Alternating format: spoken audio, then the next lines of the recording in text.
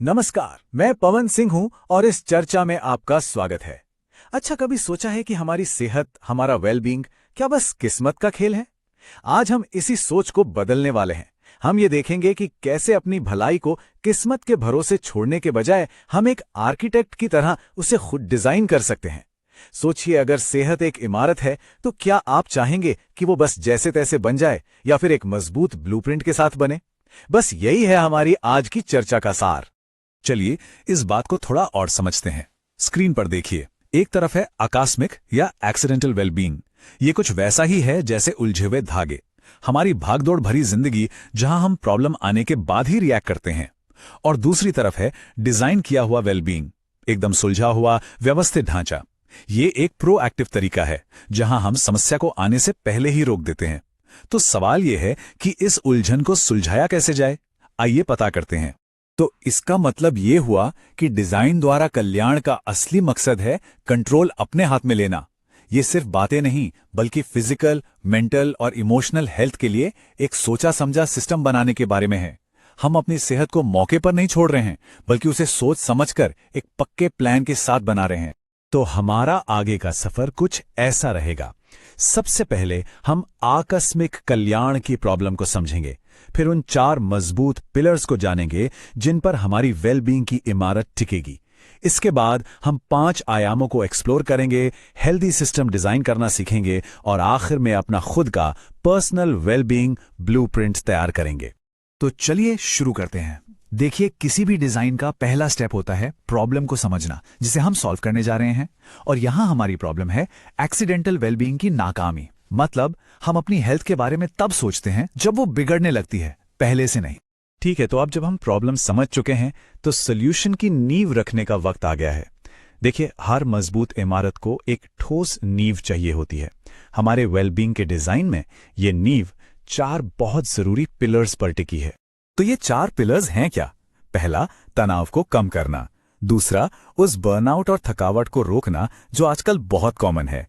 तीसरा, अच्छी और हेल्दी आदतों को बढ़ावा देना। और चौथा, एक ऐसा कल्चर बनाना जहां हर कोई सेफ, रिस्पेक्टेड और सपोर्टेड महसूस करे। ये सिर्फ अच्छे आइडिया नहीं है, ये वो बुनियाद है जिस पर सब कुछ बनाया जाएगा। हमारी नींव तैयार है, तो अब उस पर मुख्य ढांचा खड़ा करने का समय है। और ये ढांचा वेलबींग के 5 आपस में जुड़े हुए डायमेंशन से बनता है। ये अलग अलग हिस्से नहीं है, बल्कि एक पूरा इंटीग्रेटेड सिस्टम है। अब जरा इस स्लाइड को ध्यान से देखिए, ये कैसे सब कुछ एक साथ ले आती है।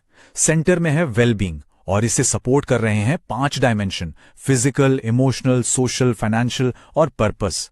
इनमें से एक भी कमजोर हुआ तो पूरा ढांचा हिल सकता है। एक कंप्लीट वेलबींग सिस्टम के लिए इन सभी का बैलेंस में होना बहुत जरूरी है।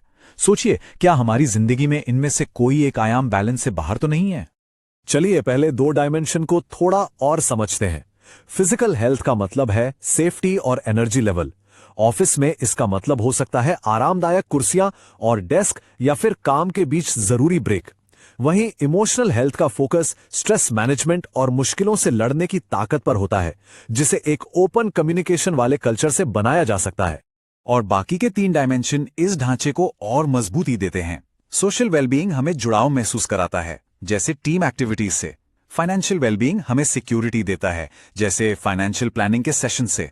और पर्पस ड्रिवन वेलबींग हमें काम में एक मकसद का एहसास देता है, जो साफ साफ बताई गई जिम्मेदारियों से मिलता है। अभी तक हमने थ्योरी की बात की, अब ये देखते हैं कि इन डिजाइन प्रिंसिपल्स को असल में एक ऑर्गेनाइजेशन के अंदर हेल्दी सिस्टम बनाने के लिए कैसे इस्तेमाल किया जाता है। ये स्लाइड बहुत अच्छे से दिखाती है कि ये काम कैसे करता है। जरा देखिए, रोटेशनल शिफ्ट्स जैसे सिस्टम सीधे सीधे कर्मचारियों की थकान को कम करते हैं और हादसों को रोकते हैं। इसी तरह काम करने के साफ सुथरे नियम यानी एसओपीज कंफ्यूजन को कम करते हैं और काम की जगह पर टेंशन घटाते हैं। ये प्रोएक्टिव डिजाइन का एक बेहतरीन उदाहरण है। और उतना ही जरूरी है एक ऐसा माहौल बनाना जहां लोग मेंटली सेफ महसूस करें, जिसे हम साइकोलॉजिकल सेफ्टी कहते हैं। इसका मतलब है कि लोग बिना डरे अपनी बात कह सकें, सवाल पूछ सकें और गलतियां कर सकें। इस ऑफिस लेआउट में देखिए, 3 खास चीजें दिखाई गई हैं जो इसी सेफ्टी को बढ़ावा देती हैं। लीडर्स द्वारा सेफ्टी वॉक, स्ट्रेस कम करने के लिए शांत कोने और मोटिवेशन बढ़ाने के लिए अच्छे काम की सराहना। ये सब ऑर्गेनाइजेशन के लेवल पर तो बहुत अच्छा है, लेकिन असली सवाल ये है कि ये डिजाइन थिंकिंग हमारी अपनी जिंदगी पर कैसे लागू होती है। हम अपनी पर्सनल वेलबींग के आर्किटेक्ट कैसे बन सकते हैं। तो चलिए अब आखिरी सेक्शन पर चलते हैं और ये देखते हैं कि हम खुद अपने लिए वेलबींग का सिस्टम कैसे डिजाइन कर सकते हैं। पर्सनल वेलबींग डिजाइन में शायद सबसे जरूरी पहला कदम है काम और निजी जिंदगी के बीच एक साफ लकीर खींचना। जैसा कि आप इस स्लाइड में देख रहे हैं, एक तरफ वर्क जोन है और दूसरी तरफ पर्सनल जोन। अगर ये लकीर धुंधली हो जाए तो सब कुछ बिखर सकता है। ये बाउंड्री बनाना बहुत जरूरी है ताकि हम अपनी जिंदगी पर कंट्रोल वापस पा सकें। और उस कंट्रोल को बनाए रखने के लिए यहां एक पर्सनल मेंटेनेंस शेड्यूल दिया गया है। इसमें 4 मेन आदतें हैं। रोजाना कोई फिजिकल एक्टिविटी, माइंडफुलनेस या ब्रीदिंग एक्सरसाइज, कुछ नया सीखते रहने का प्लान और हर हफ्ते अपने उपलब्धियों और स्ट्रेस के कारणों पर सोचना। ये पर्सनल मजबूती बनाने और उसे बनाए रखने का एक रूटीन है। तो अब हमारे पास ब्लूप्रिंट को है, लेकिन कोई भी डिजाइन उसे लागू किए बिना अधूरा है। तो सस्टेनेबल इंप्लीमेंटेशन का क्या मतलब है? इसका मतलब है इस ब्लूप्रिंट को हकीकत में बदलने के लिए एक स्टेप बाय स्टेप फ्रेमवर्क। चलिए इन सीढ़ियों पर एक एक करके चढ़ते हैं।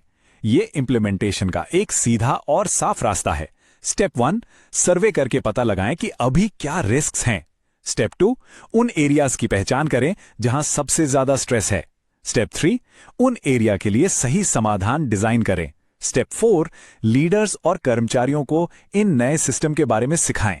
और स्टेप 5, लगातार नजर रखें, रिव्यू करें और अपने डिजाइन को और बेहतर बनाते रहें। आखिर में इस पूरी चर्चा का निचोड़ इस एक पावरफुल मैसेज में है।